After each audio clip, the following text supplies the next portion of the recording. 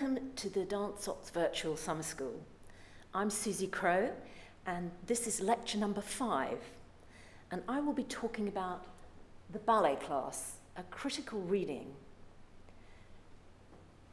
There has been much scholarly research and discussion of dance works, choreographers, and the characteristics of great performers, but relatively little which addresses the roots and nurturing of ballet's language, technical skills, aesthetic values, and experiential knowledge through the class, ballet's never-ending practice as research. My doctoral thesis explored the nature of this educational formation as it impacts on the development of dancers as creative artists.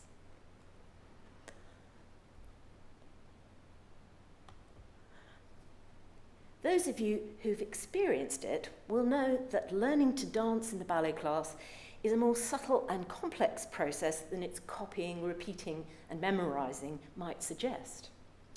In class, dancers select and synthesize multisensory information from a range of sources: visual, oral, somatic and kinesthetic, tactile and spatial, as well as verbal, to construct a personal interpretation of the dance task, the balletic enchaînement.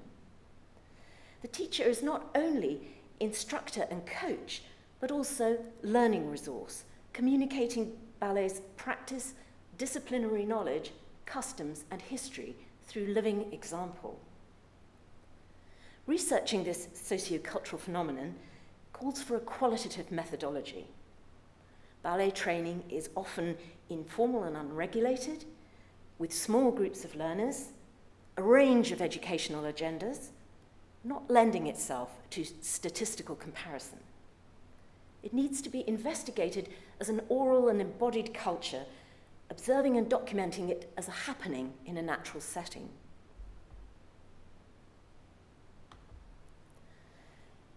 In 2017, I undertook field research into current ballet teaching practice in the UK through a series of case studies, looking at the class in different contexts for learners over 18 years, from beginners to professionals, and including observation and interviews with teachers and class participants. My aim was, as Martin Denscombe puts it, to illuminate the general by looking at the particular. Accounts of ballet classes are often composite pictures or typical examples built up from observation of a series of classes over time, evocative but generalized. Authentically situated examples of particular tasks, real interactions, and their consequences have sometimes been captured powerfully in field notes about specific kinesthetic learning experiences in other dance forms. By focusing on the detail of individual ballet classes, I sought to clarify pedagogic relationships between the elements which contribute to learning: the teacher, the learners, the dance content, and the musical accompaniment, framed by the spatial environment, time framework, and wider context and culture. Why did I think it important to undertake such detailed examination and critique? The following motivating factors emerge from my own personal experience. From 2003 to 2006, I taught performing arts teachers striving for educational qualifications at London's Institute of Education. Formalised teacher certification was being required by vocational training establishments, newly dependent on the allocation of government funding via the Dance and Drama Awards scheme, the DADA. Acceptable certification was being structured along the existing lines of academic teacher training courses in higher education institutions, rather than a more traditional process whereby teaching abilities and craft gradually emerge and evolve in the studio, informally assessed in action by fellow practitioners. My job was first presented to me as a labour of translation, of experiential practice into an academic mode of inquiry and communication. The dance participants had rich performing careers, extensive disciplinary knowledge, and intuitive and empathetic teaching abilities. But they needed to cultivate often long neglected writing skills in order to articulate, interrogate, and justify their practice within a higher education framework which showed little awareness of the peculiar embodied specificities of their field. They agonized with dancerly perfectionism over the minutiae of academic expression and presentation. This preoccupation sometimes stifling consciousness and confidence to address ethical and artistic issues at the heart of their work, present, even if unacknowledged, in the practical reality of their daily teaching. In a culture where decisions affecting the future of a discipline and its body of knowledge might be taken outside the field from positions of uninformed prejudice, it felt important that teachers of dance should acquire verbal and writing skills to defend their actions and articulate embodied understanding from their position as knowledgeable experts. But it's not only in a wider educational climate of disregard that dance practitioners need to find an authentic critical voice. The ballet world itself has long been accused of maintaining a historic tradition of authoritarian, if not actively abusive and damaging pedagogic styles. Dancers in class have traditionally not been encouraged to question or reflect, but to follow the instructions of the teacher. The immediate objective of much ballet teaching has been to reproduce set material for the assessment of a stratified progression of learning measured through examinations, or to meet hegemonic aesthetic standards imposed by a particular style of vocational schooling. If not guided by an inspired teacher, this provides little room for spontaneity or creative digression. It ill prepares young dancers for a more proactive role as imaginative interpreters of existing repertoire or for creative collaboration in the making of new ballets. A disconnection at different levels of study between the class as training and the experience of repertoire has also been compounded by a greater preoccupation in classes with the promotion of the dancer as athlete. This has raised concerns as to loss of artistry, the melding of technique and expression. In an oral tradition, that which is not actively reinforced by repetition and teacher explanation can be lost or misunderstood. Veteran teacher Roger Tully voiced a wish for today's teachers to articulate their knowledge more clearly so that each new generation of dancers should not copy blindly, but understand the principles, intentions, and expressive potential behind the actions requested of them. Alongside the necessarily slow, unconscious absorption of bodily skills, dancers must also cultivate conscious learning and decision-making.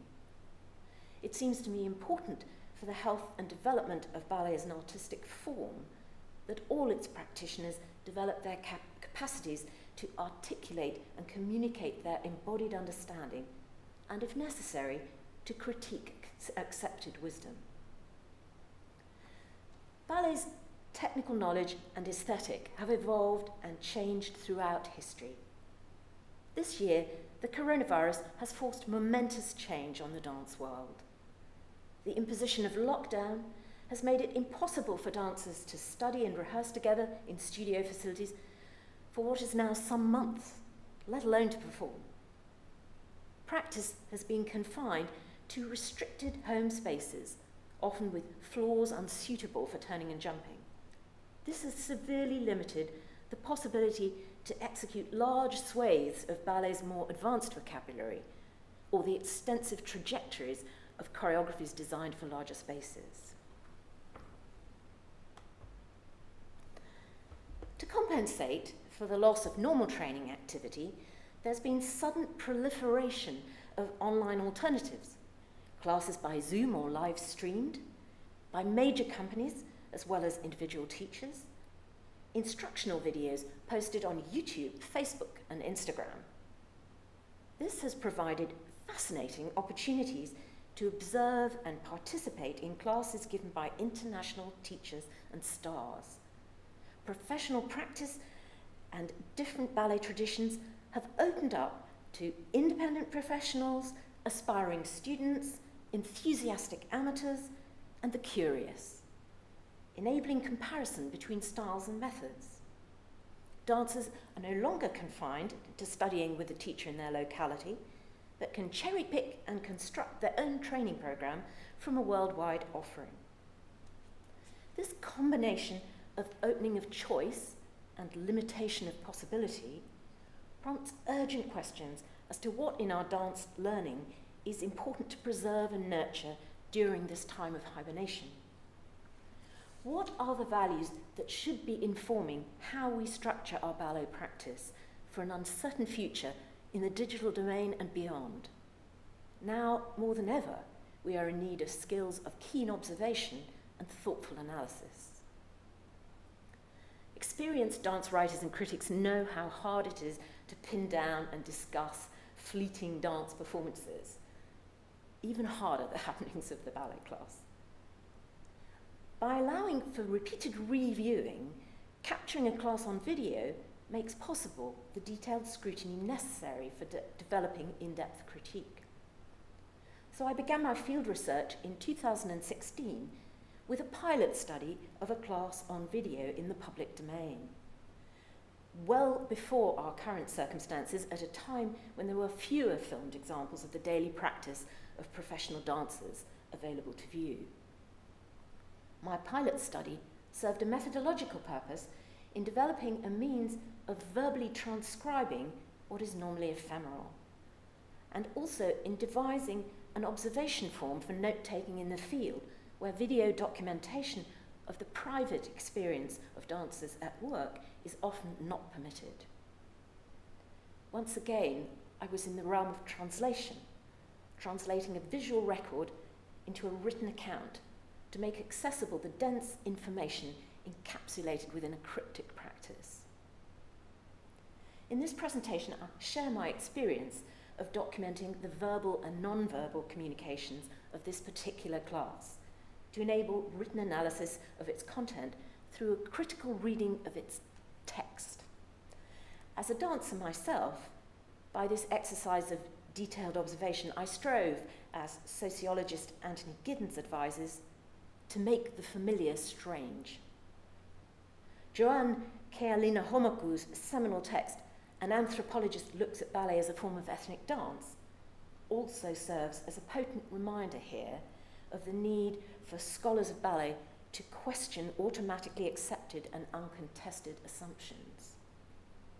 My intention was to shed light on what may be taken for granted in the daily practice of ballet dancers and its implications, and to draw out some emerging questions about the purpose of classes to guide and focus my live observations. The Royal Ballet was filmed in class for World Ballet Day on 1st of October 2014. Subsequently posted on YouTube, this video showed a ballet class at the level of top professional practice.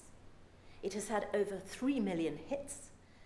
Thus, the dancing in practice visible is likely to have a larger impact on wider conceptions of ballet than any live class. For that reason alone, it merits very close scrutiny and critique of its content and delivery. Here, I'd like to share with you some of the detail of what I observed and the thinking that emerged. This complete company class, lasting 1 hour and 15 minutes, was taught by Brian Maloney, a former principal dancer who moved into company teaching in 2013. It was attended by approximately 50 dancers, male and female, from Corps de Ballet members to senior principals. In the absence of verbalization of broader aims behind this class, and without the additional insight that might have been provided by interview, I looked to the detail of dance content as presented by the teacher in its surrounding context, to see what light these might shed on its purpose, values, and assumptions. I was particularly interested to identify where there might be space within the class to experience the danse d'école from an artistic perspective. Notable in this class is its pace. Most ballet classes in the UK at advanced and professional level, while covering similar generic content, are longer, usually 1.5 hours. Given a tight schedule of rehearsals and performances, company class can recede in importance, less a period of study and more a preparatory activity for performance-related work to come. Here, strategies to save time included a non-stop approach to bar work with some exercises executed on both sides without break, so that the comprehensive bar work sequence is completed in less than 28 minutes. It's widely perceived that more time is now spent on bar work than a century ago, arguably to the detriment of allegro work and dancing later in the class, but seen to be in accordance with safer physical practice. In the 1970s, influential American teacher Maggie Black's bars typically lasted 55 to 60 minutes, admittedly as part of a 2-hour class. By contrast, Brune and Moore cite the traditional 19th century Bournonville class bar as being 15 minutes long.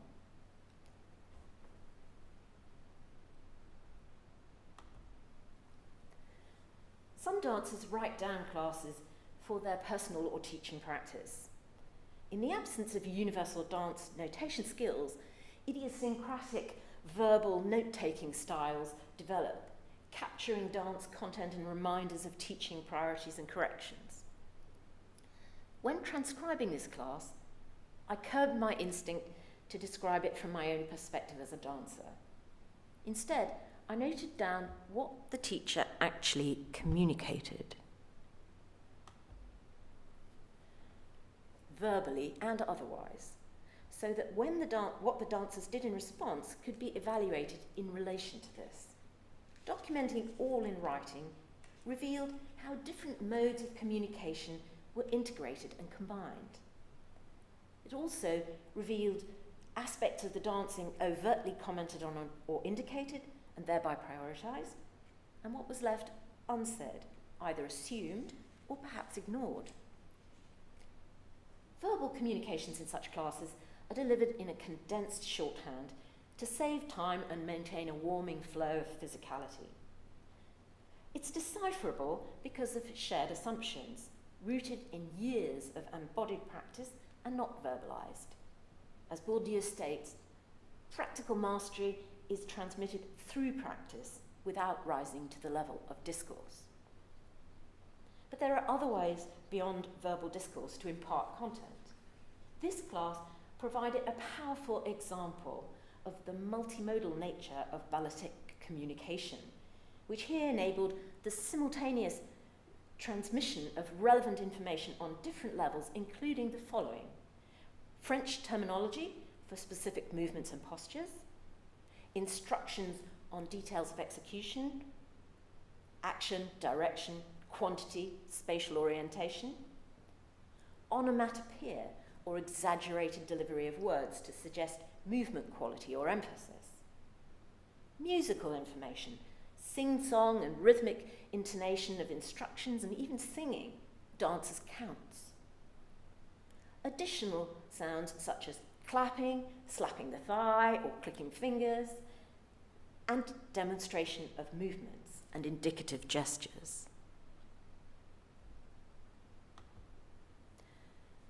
Physical demonstration can include within it different modalities. So, full execution of movements as they would be danced, demonstration. Walking through sequences, half doing the action.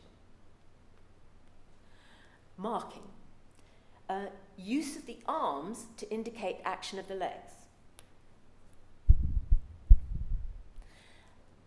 Smaller hand and forearm marking, indicating larger movements with simplified abstracted gestures.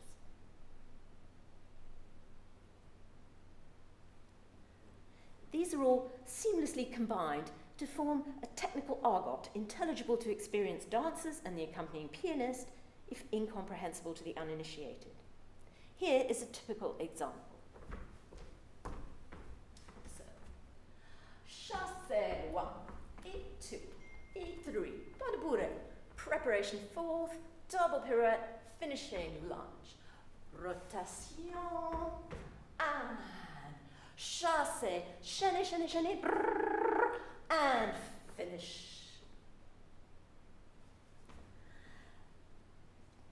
In this class, Maloney, in his delivery, switches instantly between these modes, from large-scale and literal to small-scale and highly schematic. Verbal content can be squeezed. Technical terms are shorn of qualifying details or truncated to monosyllables, the better to fit into the rhythmic delivery of instructions. Thus, the verbal information can be highly ambiguous, leaving plenty of room for varying interpretations and requiring additional information delivered in other sensory modes to supplement and clarify details of the task. Some dancers here use minimal marking gestures themselves as the instructions are delivered, imprinting a schematic version of the movement task and its action characteristics in their bodily consciousness physically. Some show no physical evidence of their comprehension until they perform the sequence set, continuing to stretch or gently move, drinking water, adjusting practice dress or shoes. They do not vocalize their understanding. At no point does anyone question or request clarification. Apart from occasional inaudible comments or friendly interactions with colleagues, they remain silent throughout. Their response to the teacher's propositions comes in the form of their dancing. Lopsided perhaps, but nonetheless a dialogue about dancing.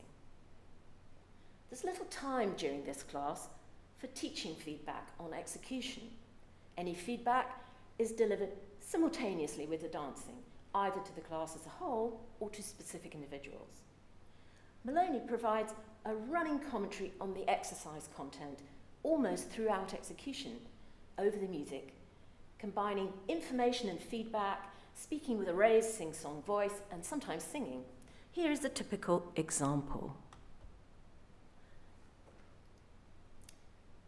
One might think that constant instructional commentary in a class of highly experienced dancers who know what they're doing is unnecessary.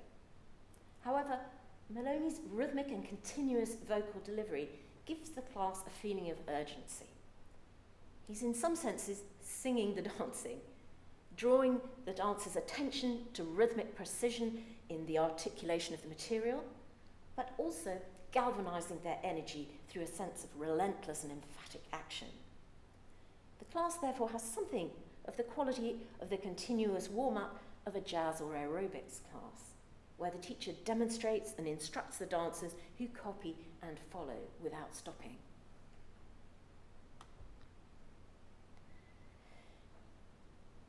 Paul Stobart provides highly skillful piano accompaniment, supportive of the task set, developing initial melodies with embellishment and modulation. Maloney's constant commentary riding over this seems to impose a particular rhythmic emphasis, rather than leaving melodic phrasing of the dance material open to choice. Does this inhibit dancers from developing personal expressive intention through their performance of enchaînements? Does it prevent them from giving the focus of their attention in performance to their relationship with the music rather than the exhortations of the teacher? In this class, it seemed that a primary purpose is to provide an aerobic warm-up, development of stamina in preparation for the company's heavy schedule. Brian Maloney is now listed as ballet rehabilitation specialist and class teacher, a member of the Royal Ballet's extensive healthcare and fitness staff. Company class is arguably evolving to a greater focus on dancers as elite athletes, including exercise content designed to meet increasing physical requirements for flexibility and strength. Here, and in other classes I observed, non-balletic warm-up movements infiltrate some of the exercises at the bar.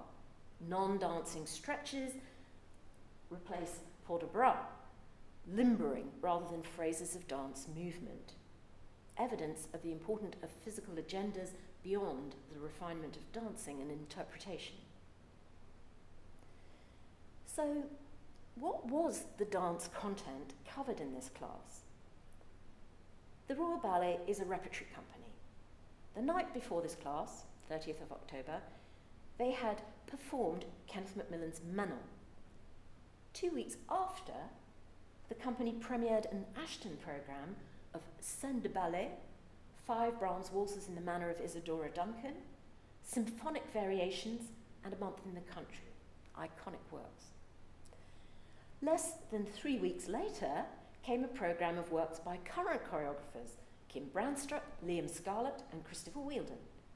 And late November saw the premiere of Carlos Acosta's new version of Carmen.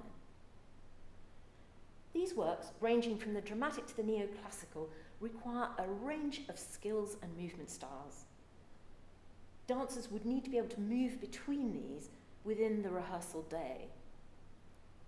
Thus, an important agenda of the daily class of dancers of the Royal Ballet would surely be not only maintaining mastery of the essential vocabulary of the danse d'école, but also enabling dancers to understand how it is adapted in differing choreographic contexts to prepare them for the technical challenges of its variable use in the ballets they will perform.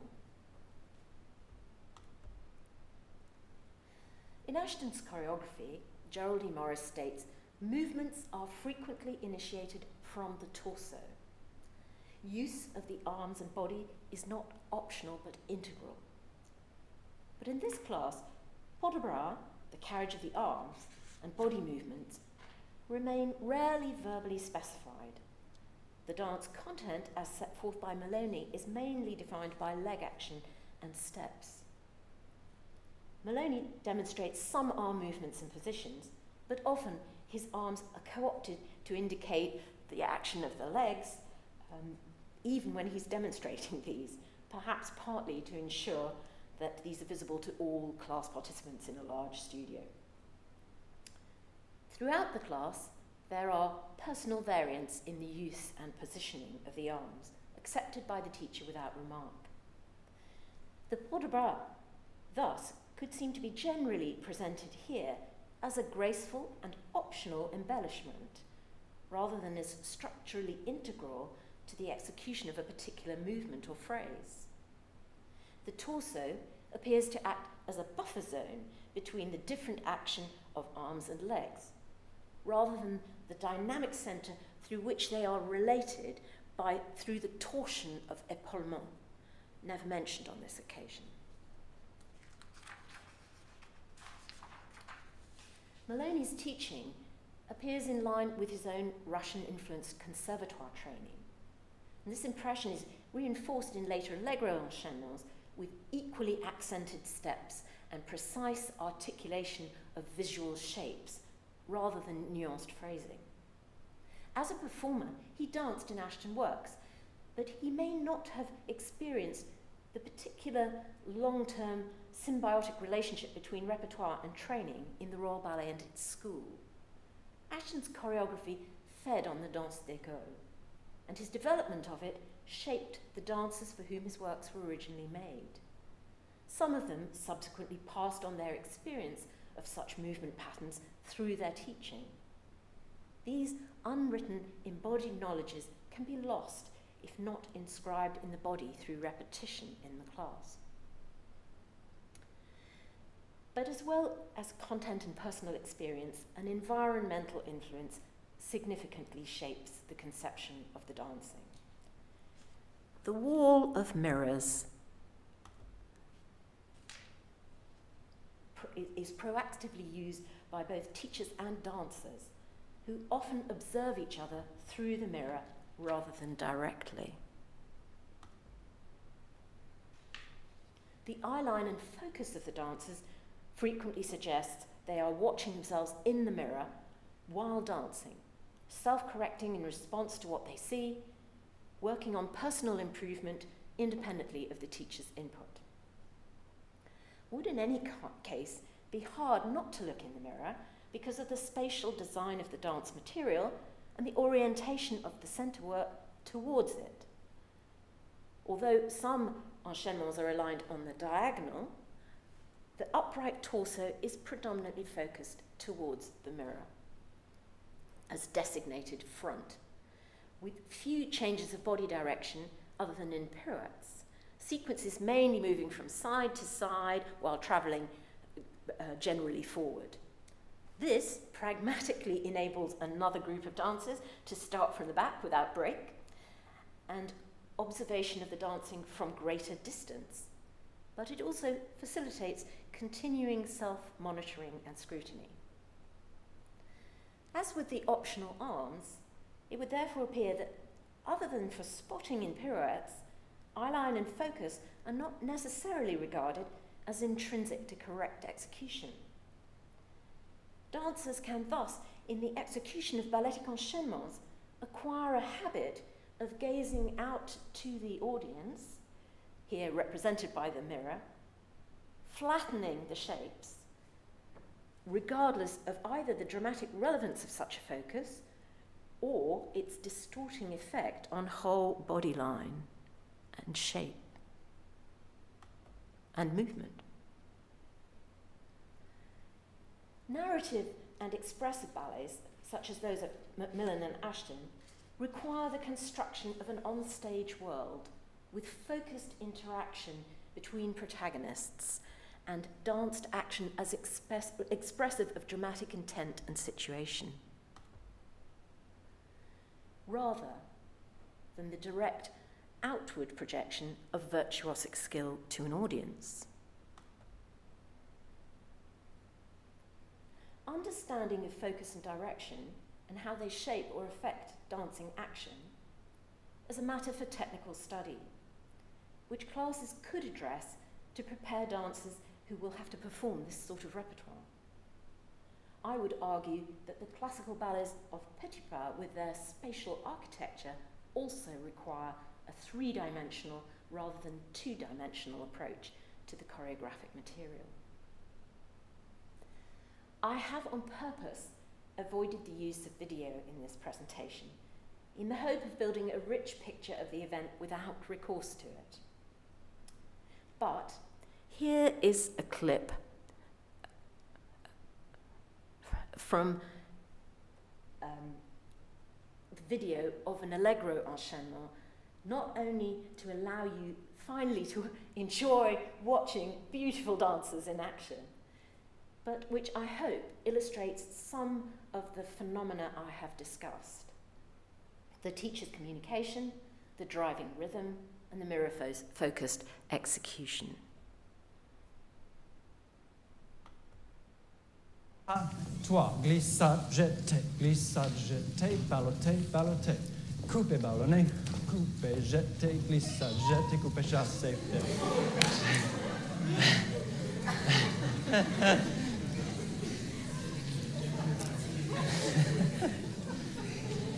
Clear, cut, 3, glissade, jet, out and out. Coupe, ballonné, coupé, jeté, glissade, jeté, coupé, chassé. First group, please. And thank you. Cut, 3, glissade, out and out. Coupe, et coupe, jeté, glissade, et chassé, and flip off the cut. 3, 8, and out. Out, coupe, good. And glissade, out. Up. Good. Hop, hop. Back. Up. Out. Up. Body. Yes. Up. Up. Up. Up. Body. Inside. Push out. Save it. Cut. 3. Good.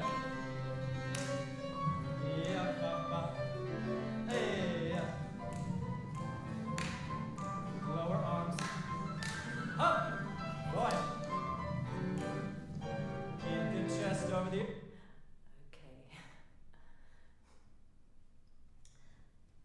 For a company with a varied repertoire, I can understand the real compulsion to provide a stylistically neutral class an opportunity to restate basic principles of the danse d'école, reinforcing through repetition deep knowledge acquired over years and buried beneath constant scrutiny.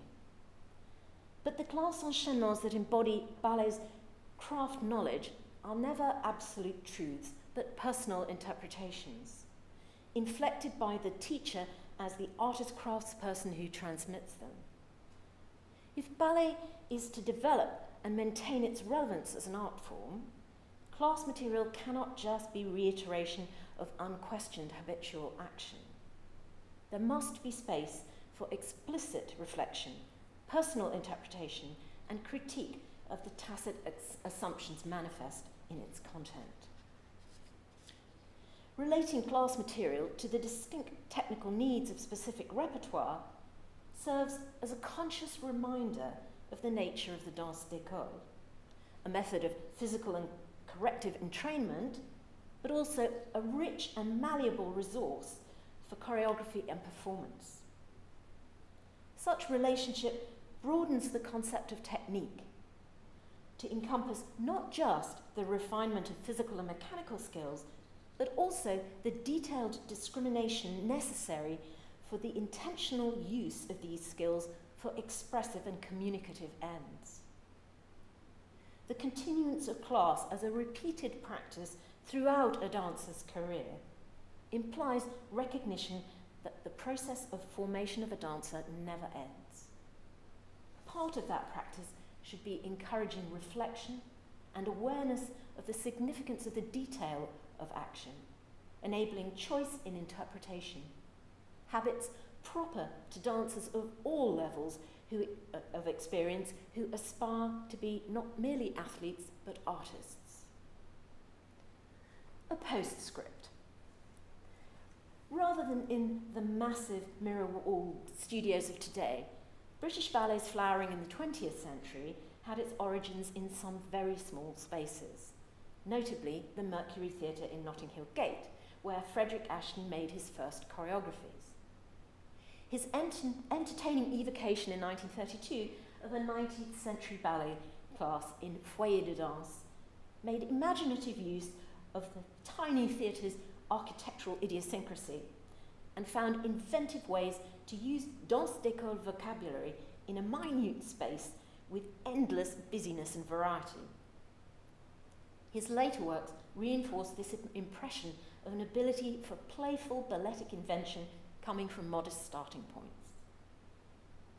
The situation we now find ourselves in, having to dance alone in our own tiny, cramped spaces, might perhaps be more constructively viewed as a golden opportunity to look again at hidden corners of ballet's vocabulary for creative and performance inspiration.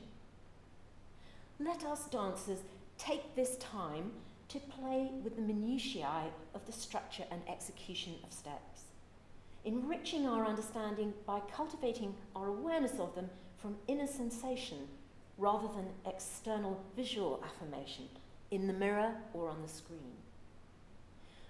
But at the same time, let us all use the opportunity to observe the profusion of dance in performance and training now available on screen to refine our awareness, to identify how ballet's language and repertoire are communicated, enabling informed verbal reflection, discussion, and exchange to feed and stimulate real dancing. Thank you.